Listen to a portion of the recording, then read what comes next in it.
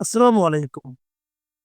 অন্য মঞ্চের আলাপচারিতায় আপনাদের সকলকে আমন্ত্রণ জানাচ্ছি।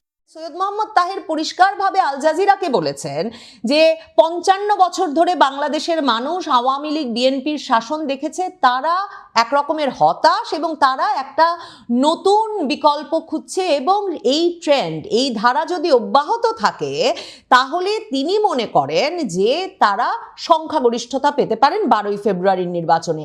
জামায়াতে ইসলামীর নায়েবে আমির সৈয়দ মোহাম্মদ তাহেরকে যখন আল জাজিরা জিজ্ঞেস করেছিল যে তার দল একটা কনজারভেটিভ দল কিনা, মানে গোড়া বা রক্ষণশীল দল কিনা, জামায়াতে ইসলামীর নায়েবে আমির সৈয়দ তাহের সরাসরি সেটা প্রত্যাখ্যান করে বলেছেন, তিনি পরিচয় করিয়ে দিয়েছেন তার পার্টিকে একটা মডারেট ইসলামিস্ট ফোর্স হিসেবে, মধ্যপন্থী ইসলামপন্থী শক্তি হিসেবে। বাংলাদেশের রাজনীতিতে বহু দশকের আওয়ামী লীগ বিএনপি দ্বিদলীয় যে ব্যবস্থা চলছিল তার অবসান ঘটার মাধ্যমে ২০২৪-এর ৫ই আগস্টের পর থেকে জামায়াতে ইসলামী যে বাংলাদেশের একটি শীর্ষস্থানীয় দল হয়ে উঠেছে এবং আগামী ১২ই ফেব্রুয়ারি যে নির্বাচন অনুষ্ঠিত হতে যাচ্ছে সেই নির্বাচনে জামায়াতে ইসলামীর জোট এমনকি ক্ষমতায় চলে আসতে পারে। সম্ভবত আন্তর্জাতিক সংবাদ মাধ্যম ১২ই ফেব্রুয়ারির নির্বাচনের দিকে মনোযোগী হয়ে যখন ভোটের হিসাব নিকাশ শুরু করেছে তখন সেটা স্পষ্ট করে বুঝতে পারছে এবং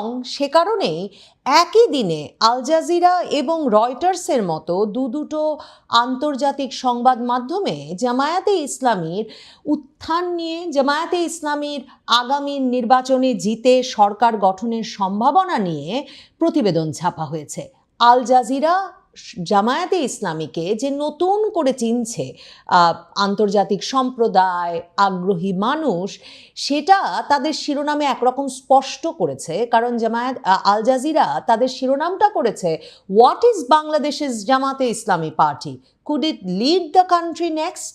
মানে তারা বলছে বাংলাদেশের জামায়াতে ইসলামী পার্টিটা ঠিক কি তারা, এবং তারা কি আগামীর বাংলাদেশকে নেতৃত্ব দিতে পারবে। মানে সরাসরি আল জাজিরা মনে করছে যে এই দলটি, যাদের দিকে নতুন করে তারা মনোযোগী হয়েছে, এই দলটি বাংলাদেশের ক্ষমতায় আসতে যাচ্ছে আগামীতে। আল জাজিরা এরপর সাবহেডিং দিচ্ছে যে for the first time in it's chequered history, মানে জামায়াতে ইসলামীর যে উত্থান পতনের ইতিহাস তার মধ্যে প্রথমবারের মতো এই ইসলামপন্থী দলটি বাংলাদেশে ক্ষমতায় যাওয়ার একটা সত্যিকারের সম্ভাবনা তৈরি করেছে। রয়টার্স তার শিরোনাম করেছে এভাবে যে how an Islamist party is gaining ground in Bangladesh worrying moderates. তারা বলছে মধ্যপন্থীদেরকে একরকমের উদ্বেগে ফেলে দিচ্ছে যে কিভাবে জামায়াতে ইসলামীর মতো একটা ইসলামপন্থী দল বাংলাদেশে একটা শক্ত ভিত্তি তৈরি করেছে। রয়টার্স এরকম একটা শিরোনাম করলেও তারা তাদের খবরের সামারিতেই শুরু করেছে এটা বলে যে জামায়াতে ইসলামী সমর্থন একরকমের তৈরি করেছে সারা বাংলাদেশে। It gain support with anti corruption and welfare initiatives, মানে সমাজ কল্যাণমূলক উদ্যোগ এবং দুর্নীতি বিরোধী অবস্থানের জন্যই জামায়াতে ইসলামী বাংলাদেশে এই সমর্থনের ভিত্তি গড়ে নিয়েছে বলে রয়টার্স লিখছে। দুটো সংবাদ মাধ্যমের খবর বিশ্লেষণ করেই আমার মনে হয়েছে যে একদিকে তারা যেমন জামায়াতে ইসলামীর রাজনৈতিক কৌশল, জামায়াতে ইসলামীর এই দুর্নীতি বিরোধী অবস্থান, একরকমের জনকল্যাণমূলক রাজনৈতিক কর্মকাণ্ড, এসবের একটা প্রশংসা করেছে, সেগুলোকে জামায়াতে ইসলামীর সমর্থনের ভিত্তি বাড়বার জন্য অত্যন্ত কার্যকরী কৌশল বলে মনে করেছে। এর পাশাপাশি তারা দেখাতে চেয়েছে যে যখন আওয়ামী লীগকে নিষিদ্ধ করা হয়েছে ২০২৪-এর ৫ই আগস্টের পর এবং জামায়াতে ইসলামী প্রায় ১০ বছর নির্বাচনের বাইরে থাকতে বাধ্য হওয়ার পর নির্বাচনে এবং রাজনীতিতে একটা প্রকাশ্যে কোনো বাধা ছাড়া আসার সুযোগ পেয়েছে, তখন সাধারণ মানুষের মধ্যে, এটা খুব গুরুত্বপূর্ণ, দুই আন্তর্জাতিক সংবাদ মাধ্যমই এটা একরকমের স্পষ্ট করতে চেয়েছে সাধারণ মানুষের বয়ানে যে জামায়াতে ইসলামীকে তারা এখন একটা সুস্পষ্ট বিকল্প হিসেবে দেখছে। জামায়াতে ইসলামী ২০১৩ সালে তাদের গঠনতন্ত্র বাংলাদেশের সংবিধানের সঙ্গে সাংঘর্ষিক এটা বলে যে তাদেরকে নির্বাচন থেকে দূরে রাখা হয়েছিল প্রায় 10 বছরের বেশি, সেটা উল্লেখ করেছে দুটো সংবাদ মাধ্যমই। এবং তারা লিখছে, মানে 2018-তে জামায়াতে ইসলামী অংশ নিয়েছিল বটে, মানে আপনারা নিশ্চয়ই সেটা ভাবছেন, কিন্তু তখন কিন্তু তাদের ধানের শীষ প্রতীক নিয়ে বিএনপির সঙ্গে জোট করে নির্বাচনে অংশ নিতে হয়েছিল। আল জাজিরা এই যে সাধারণ মানুষের মধ্যে জামায়াতে ইসলামীর ব্যাপক সমর্থন গড়ে উঠেছে, এর প্রমাণ হিসেবে হাজির করেছেন 45 বছর বয়সী আব্দুর রাজ্জাককে, যিনি বাংলাদেশের ফরিদপুর জেলার একজন ব্যাংকার। তো আল জাজিরা লিখছে, এই আব্দুর রাজ্জাক সাহেব বিশ্বাস করেন যে তিনি যে রাজনৈতিক দলটাকে সাপোর্ট করছেন, সেই রাজনৈতিক দল অর্থাৎ জামায়াতে ইসলামীর এবার একটা ক্ষমতায় আসবার, জামায়াতে ইসলামীর জোটটির ক্ষমতায় আসবার একটা সত্যিকারের সম্ভাবনা আছে।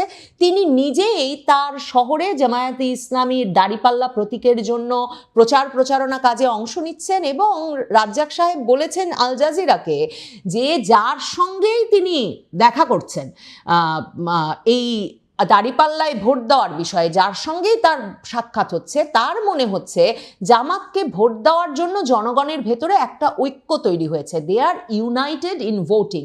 এবং আল জাজিরা এবং রয়টার্স দুটোই যেই জরিপের ওপর ভিত্তি করে প্রথম নজর করছে যে, বা প্রমাণ করতে চাইছে যে জামায়াতে ইসলামী আগামী নির্বাচনে 12ই ফেব্রুয়ারির নির্বাচনটাতে বিএনপি জোটের সঙ্গে একটা শক্ত প্রতিদ্বন্দ্বিতা গড়ে তুলবে এবং সত্যিকার অর্থেই তাদের ক্ষমতায় যাওয়ার সম্ভাবনা আছে। সেখানে আল জাজিরা এবং রয়টার্স উভয়েই ইন্টারন্যাশনাল রিপাবলিক ইনস্টিটিউট, মানে মার্কিন যুক্তরাষ্ট্র ভিত্তিক ইন্টারন্যাশনাল রিপাবলিকান ইনস্টিটিউট IRI এর যে জরিপটা, সেটাকে অত্যন্ত গুরুত্বের সঙ্গে বিবেচনা করছে। যেই জরিপে আপনাদের অনেকের মনে থাকবে যে জামাত আর বিএনপির পার্থক্য ছিল ভোটের 4% মাত্র, মানে জামাত জোট রীতিমতো বিএনপির ঘাড়ের ওপর নিঃশ্বাস ফেলছিল। এবং আল জাজিরা মনে করাচ্ছে যে 33% ভোট পাওয়ার কথা ছিল সেখানে বিএনপির, আর জামাত 29% ভোট পাবে। IRI এমনটা প্রেডিক্ট করেছে, ভবিষ্যৎবাণী করেছে। এবং তারা বলছে যে আরেকটা জরিপ হয়েছে গত সপ্তাহেই, এবং সেই জরিপেও দেখা যাচ্ছে যে বিএনপি যখন 34.7% ভোট পাচ্ছে, 34.7% ভোট পাচ্ছে, তখন 33.6% ভোট পাচ্ছে জামায়াতে ইসলামী। তার মানে আল জাজিরা বলতে চাইছে যে ভোটের পার্থক্য আরো কমে এসেছে।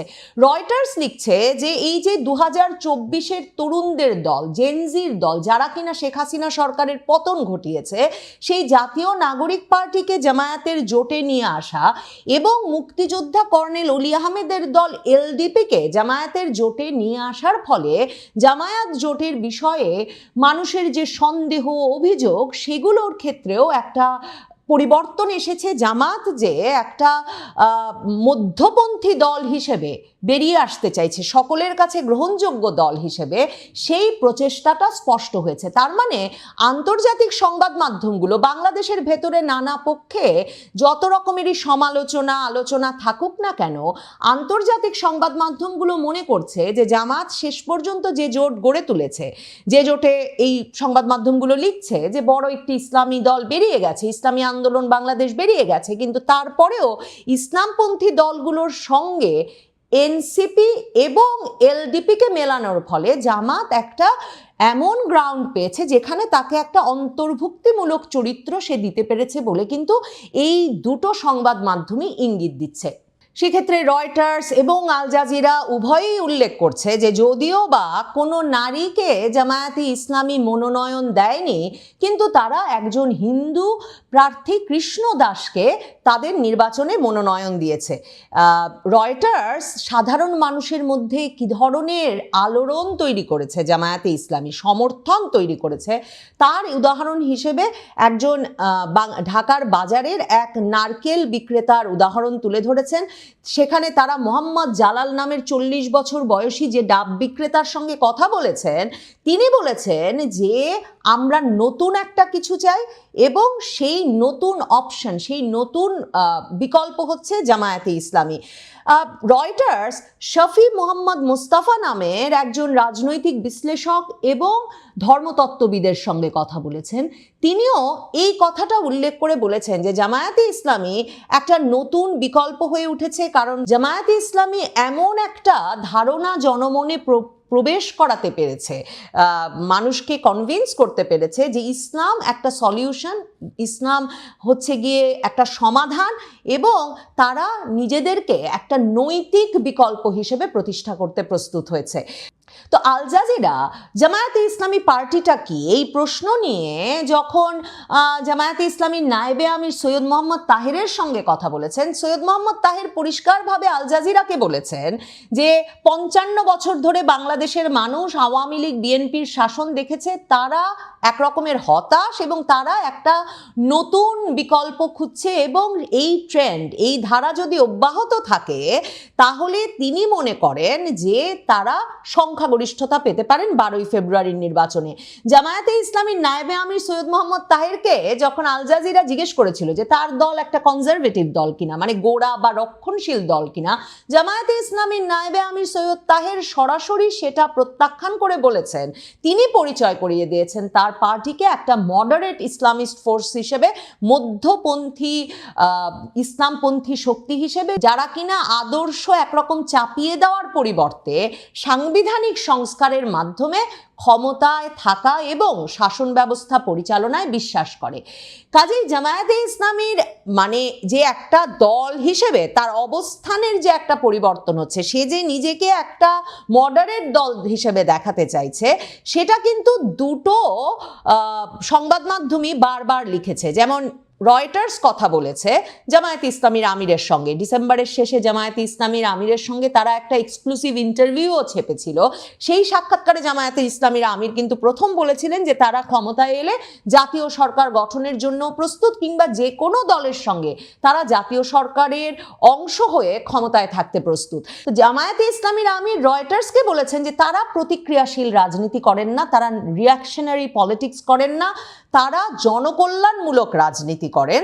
এবং এটা বলতে গিয়ে তিনি উদাহরণ হিসেবে বিভিন্ন মেডিকেল ক্যাম্পের যে উদ্যোগ সারা বাংলাদেশে জামায়াতে ইসলামী নিয়েছে সেগুলোর উল্লেখ করেছেন। তিনি বন্যা ত্রাণে জামায়াতে ইসলামীর অবদানের কথা উল্লেখ করেছেন, এবং তিনি বলেছেন যে 2024-এর জুলাই আগস্ট আন্দোলনে নিহত হয়েছেন যারা, তাদের পরিবারের পাশে দাঁড়িয়েছে জামায়াতে ইসলামী।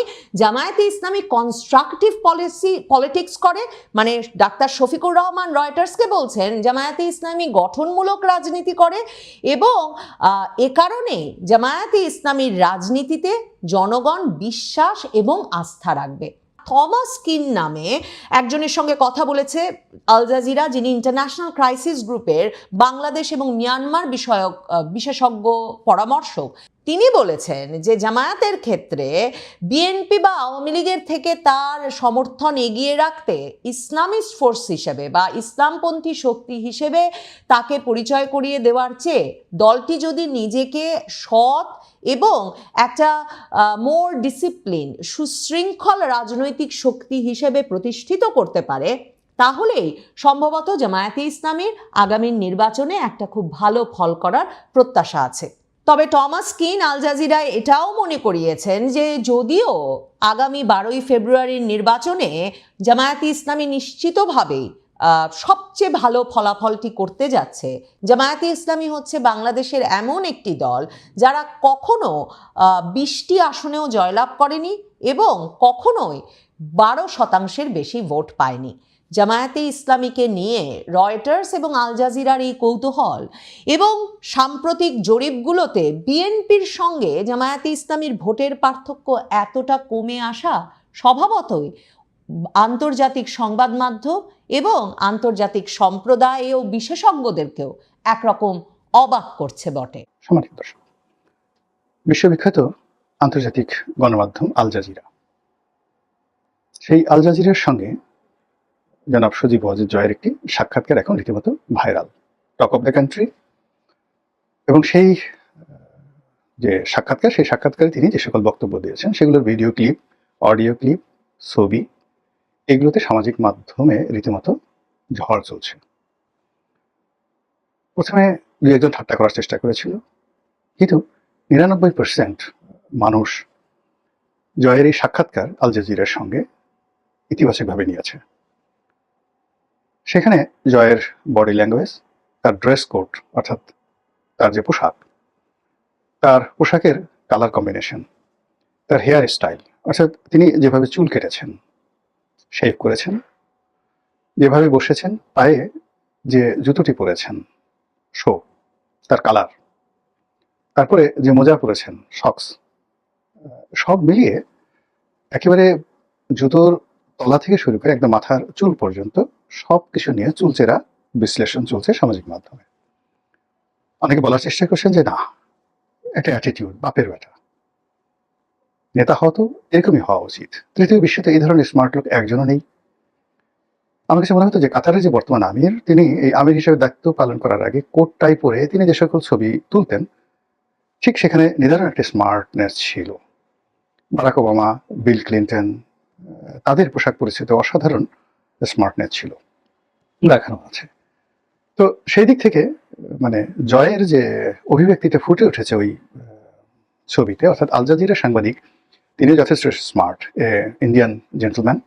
তার পোশাক, তার ড্রেস কোড, তার বসার ভঙ্গি সব মিলিয়ে অসাধারণ। মানে ওই আল জাজিরা সাংবাদিকটিও যে কোনো মানে যাকে বলা হয় সাংবাদিকের জন্য অনুকরণীয় একটি মডেল হতে পারেন আগামীতে। এরকম স্মার্ট সাংবাদিক খুব অল্প দেখা যায়, এবং তার বিপরীতে যেভাবে জনাব সজীব ওয়াজিদ জয় বসেছেন, এটি এখন রাজনীতির জন্য মডেল হয়ে পড়েছে। আর তার বিপরীতে বাংলাদেশ, ভারত, পাকিস্তান যে সকল রাজনীতিবিদ রয়েছেন, অনেকে বলার চেষ্টা করেছেন যে জয়ের মতো এত মেকআপ, গেট আপ, স্মার্টনেস অন্য কোনো পলিটিশিয়ানের নেই। তো আমি একটা স্ট্যাটাস দিয়েছিলাম এই ছবিটা নিয়ে, আপনাদের মতামত চেয়েছিলাম। ও মাই গড! আর আমি যখন এই ভিডিওটি করছি তখন দেখা গেল যে প্রায় 50 লাখ লোক এটি দেখেছে খুব অল্প সময়ের মধ্যে। প্রায় 1.25 লাখ লোক লাইক দিয়েছে, 20,000-এর উপর কমেন্ট হয়েছে, আর শেয়ার যে কত হয়েছে আমি বলতে পারবো না। তখন আমার কাছে মনে হলো বিষয়টি নিয়ে ভিডিও করা উচিত। এখন সেই ভিডিওটি কি জয়ের দালালি করব, জয়কে তেল মারবো, আওয়ামী লীগের দালালি করবো, নাকি কি করব? দালালি করাটা আসলে আমার কাছে কেন যেন কখনো হয়ে ওঠেনি। ফুটফাট অনেক কথা বলেছি, কারো পক্ষে গিয়েছে, বিপক্ষে গিয়েছে, আর যে যার মতো করে এটাকে মূল্যায়ন করার চেষ্টা করেছে। তো কাজেই এই যে জয়ের যে সাক্ষাৎকার, সেই সাক্ষাৎকারের বিষয় নিয়ে, তার ছবি নিয়ে এই মুহূর্তে বাংলাদেশে এত মাতামাতি হচ্ছে কেন? এটার সাইকোলজিক্যাল, মনস্তাত্ত্বিক বিষয় নিয়ে প্রথমে আলোচনা করি। প্রথমত হলো যে জয় বা তার পরিবার, তারা তো বাংলাদেশ থেকে উচ্ছেদ হয়ে গেছেন। এই 17 মাসের মাথায় তাদের নাম, গন্ধ বাংলাদেশে আসার কথা নয়। তাদের চেহারা দেখলে আমাদের বমি হওয়া উচিত, তাদের কথা শুনলে আমাদের গায়ে কিড়বিড় কিড়বিড় করা উচিত। তাদের কথা যদি কেউ আমাদের সামনে বললে মানে মুহূর্তের মধ্যে আমাদের মুখ ফিরিয়ে নেওয়া উচিত। এই তো হওয়া উচিত। যে ন্যারেটিভ গত 17 মাসে আওয়ামী লীগের বিরুদ্ধে, শেখ হাসিনার বিরুদ্ধে, জয়ের বিরুদ্ধে তোলা হয়েছে, 15 লক্ষ কোটি টাকা পাচার করা হয়েছে, হাজার হাজার মানুষ মেরে ফেলা হয়েছে, দেশের 12টা বাজিয়ে দেওয়া হয়েছে। তো এই বাইরে তাদেরকে যারা পরাজিত করেছে তারা এখন রাষ্ট্র ক্ষমতায়, তো সেখানে তাদের নাম আসবে কেন? জয়কে নিয়ে এত মাতামাতি হবে কেন? এটা মনস্তাত্ত্বিক কারণ কি? কারণটা হলো, প্রথমত এখন যারা আছে তাদের ব্যাপারে জনগণ খুশি নন।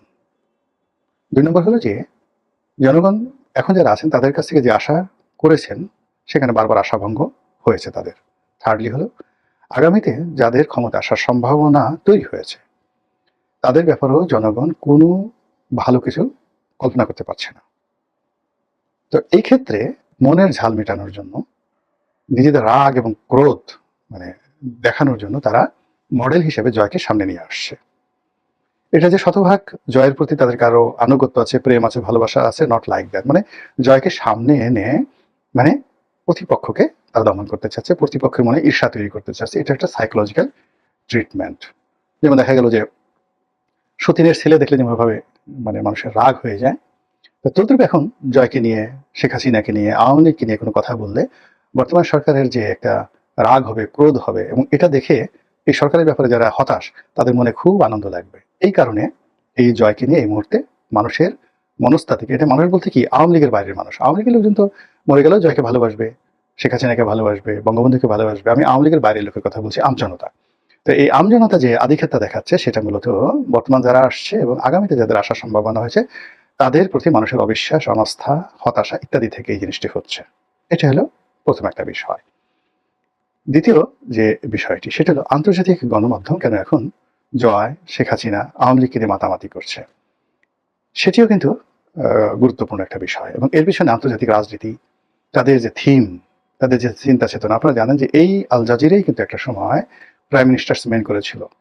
তো প্রধানমন্ত্রীর কাছের লোক এবং একাধিকবার আওয়ামী লীগ সরকারের বিরুদ্ধে তারা বিভিন্ন প্রতিবেদন প্রকাশ করে হইচই ফেলে দিয়েছিল এবং শেখ হাসিনাকে যথেষ্ট বিব্রতকর অবস্থায় পড়তে হয়েছে। তো সেই আল জাজিরা কেন এখন ডক্টর মোহাম্মদ ইউনূসের পিছনে লেগেছে? বিএনপি নিয়ে কেন তারা মাতামাতি করছে না? আওয়ামী লীগকে কেন তারা আবার হাইলাইটে নিয়ে আসছে? এর পেছনে মধ্যপ্রাচ্যের রাজনীতি, এর পেছনে আমেরিকার রাজনীতি, এর পেছনে ভারতের রাজনীতি অনেকাংশে জড়িত।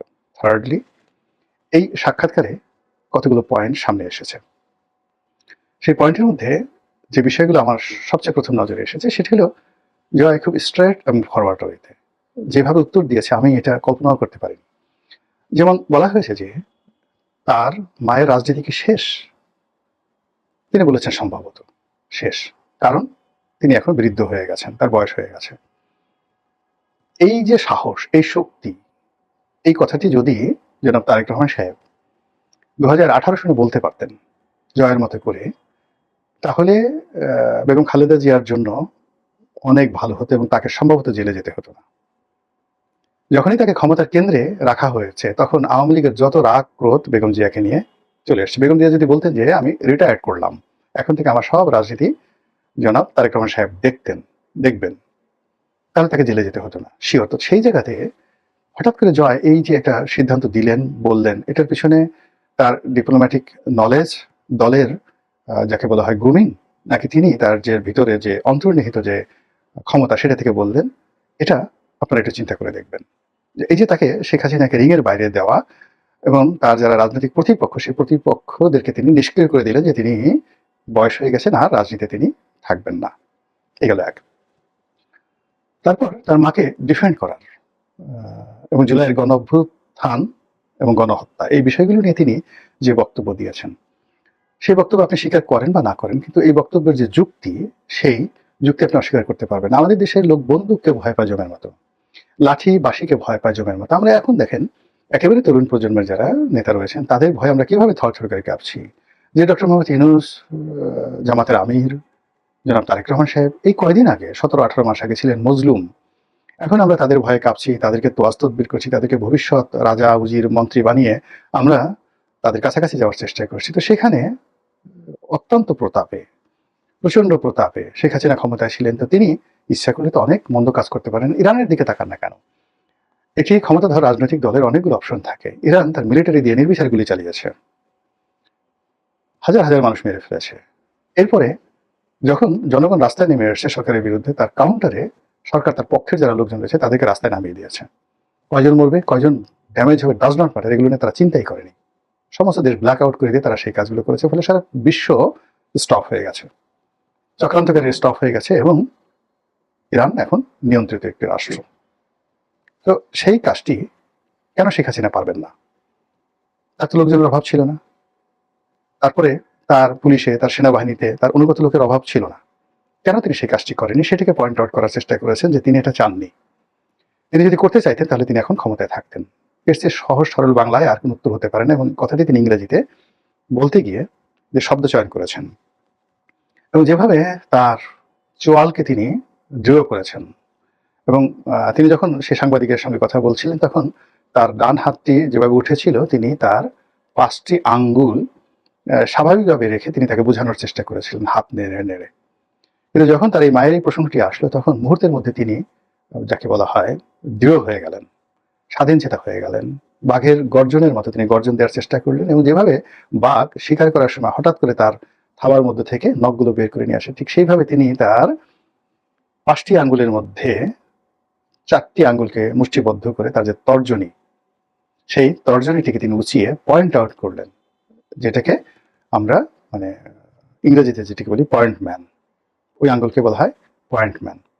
আমরা ছোটবেলায় একটা কবিতা পড়েছি না, where is a Thumbkin, where is a Thumbkin, here I am, how are you today sir, very good. এরকম একটা কবিতা বলছি না? তো বুড়ো আঙ্গুল এটাকে থামকিন আর ওটাকে বলা হয় পয়েন্ট ম্যান। আপনি যখন কোনো একটা জিনিস সুনির্দিষ্ট করে পয়েন্ট আউট করতে চান, চোখে আঙুল দিয়ে দেখিয়ে দিতে চান, কাউকে খোঁচা দিতে চান, কানে আঙুল দিতে চান, তখন আপনি যে আঙুলটি ব্যবহার করেন সেটিকে বলা হয় পয়েন্ট ম্যান। এবং ঠিক ওই জায়গাটাতে এই পয়েন্ট ম্যান দিয়েই কিন্তু বন্দুকের ট্রিগার টিপে এই আঙ্গুল উঁচিয়ে মানুষকে ধমক দেওয়া হয়, এই আঙ্গুল উঁচিয়ে মানুষকে ডাকা হয়। কেমন আপনি দেখেন কাউকে যদি কোনো প্রিয়সীকে বা প্রিয়জনকে যখন আপনি কাছে ডেকে আনবেন তখন কোন আঙ্গুল বাঁকা করে আপনি ডাকবেন, কেমন, আর কোন আঙ্গুল দিয়ে আপনি ঘিয়ে উঠাবেন, এই পয়েন্ট ম্যান দিয়ে। তো within few second Tarique Rahman সাহেব যে কাজটি কোনোদিন করেননি সেই কাজটি জয় করেছেন। উইদিন ফিউ সেকেন্ড তিনি তার 4টি আঙ্গুলকে একেবারে মুষ্টিবদ্ধ করে একটি আঙ্গুলকে তিনি পয়েন্ট আউট করেছেন এবং সুনির্দিষ্ট করে সেই মানুষকে যেভাবে বলেছেন, সেই আল জাজিরার যে সাংবাদিক তিনি রীতিমতো থতমত খেয়ে গেছেন, বেকুব হয়ে গেছেন। আর এই বিষয়টি সাধারণ মানুষ কিন্তু লুফিয়ে নিয়েছে এবং এটার মধ্যেই তারা একজন স্টেটসম্যান, এই জয়ের স্টেটসম্যান এই যোগ্যতাটা খুঁজে পেয়েছেন। জয়ের মধ্যে যে সুপ্ত প্রতিভা আছে, তার মধ্যে যে ন্যাচারাল লিডারশিপ কোয়ালিটি রয়েছে, এবং সেই ন্যাচারাল লিডারশিপ কোয়ালিটির কারণে যে কোনো পরিবেশ পরিস্থিতিতে তিনি প্রকৃতিগতভাবে যে রেসপন্ড করতে পারেন, তাকে যে শিখিয়ে দিতে হয় না, তাকে যে বলে দিতে হয় না, তার ভিতর থেকে অন্তর্নিহিত শক্তিগুলো যে বের হয়ে এসে শব্দ তৈরি করে, তাল তৈরি করে, লয় তৈরি করে, ছন্দ তৈরি করে, এটি এই সাক্ষাৎকারে ফুটে উঠেছে বলে আওয়ামী লীগের লোকজন মহা খুশি। আর আমজনতা তারাও এটাকে অস্বীকার করতে পারছেন না। এরপর হলো তার যেটা সুন্দর শরীর আছে, লম্বা শরীর আছে, পোশাক আশাক পরলে যে তাকে ভালো লাগে, আর তিনি পোশাক আশাক কেনার সময়, বানানোর সময় তিনি যে কালার ম্যাচ করতে পারেন, পছন্দ করতে পারেন, আবার এইগুলো পরার পর তার যে ফিটিং ভালো হয়, কুচকে থাকে না, যেখানে সেখানে কুচকে থাকে না, তার জুতোটা মানে তার মুখের সঙ্গে মিলে না। অনেকে দেখবেন যে মুখ গোলগাল, জুতো পড়ছে লম্বা, অনেকের মুখ দেখবেন যে লম্বা, জুতো পড়ছে গোলগাল, ঢাউস আকৃতির একটা জুতো পরেছে। জুতো পরেছে তো সেই বিভিন্ন রং বেরঙের, সাদা জুতো পরেছে, লাল জুতো পরেছে, মানে বিশ্রী রকম দেখতে। হ্যাঁ, যেগুলো নিয়ে গান আছে, মানে দাদা বাবু যায় লাল জুতো পায়, দিদিরে সব কি যেন একটা গান আছে না, তাকিয়ে থাকে, এরকম অদ্ভুত অদ্ভুত জিনিসগুলো অনেকের দেখবে। তো সেই দিক থেকে জয়ের যে ড্রেস কোড, সে যেভাবে বসেছেন, যেভাবে পায়ের উপর পা তুলেছেন, ক্রস লেগ, পায়ের উপর পা তোলার পরে বেশিরভাগ লোকের দেখবেন যে সে যে শক্স পরেছে, মোজাটা পরেছে, অনেক সময় শর্ট মোজা পরে পায়ের একটা অংশ দেখা যায়, গোড়ালির একটা অংশ দেখা যায়, লোম ঠোম বের হয়ে থাকে, ভীষণ রকম বিশ্রী লাগে। তো সেই দিক থেকে তার ওই যে ক্রস লেগ করার ফলে যে পরিমাণ প্যান্ট উঠেছে, তার সঙ্গে সঙ্গে তার শক্স সেটা ঢেকে দিয়েছে। আর সে যেভাবে লম্বা শরীর, সেই লম্বা শরীরের সঙ্গে তার জুতার যে আকৃতি, তার যে ডিজাইন, এই পুরো জিনিসটা এমনভাবে ম্যাচ করেছে, মনে হচ্ছে যে মানে আপনি টম ক্রুজ বলেন, শাহরুখ খান বলেন, যারা এই মুহূর্তে খুব স্টাইলিস্ট দুনিয়াতে, তার সাথে জয়ের যে স্টাইলটা, সেই স্টাইলটা অনেকের কাছে দৃষ্টি আকর্ষণ করেছে। অন্য সময় তার চেহারার মধ্যে যে একটা ফ্রাস্ট্রেশন এসছে, তো সেই তুলনায় এবার দেখা গেল বেশ সে অবিচল, শান্ত এবং দৃঢ়। তো এই বিষয়গুলো নিয়ে ভীষণ রকম আলোচনা হচ্ছে এবং সেই আলোচনার প্রেক্ষিতে আগামী গণতন্ত্র, আগামী রাজনীতি সবকিছুতে মানুষ যে জয়কে সম্পৃক্ত করার চেষ্টা করছে, আমি এর মধ্যে মন্দ কিছু দেখি না। মহান আল্লাহ আমাদের সবাইকে হেদায়েত দান করুন এবং হেফাজত করুন। আসসালামু আলাইকুম ওয়া রাহমাতুল্লাহি ওয়া বারাকাতুহু।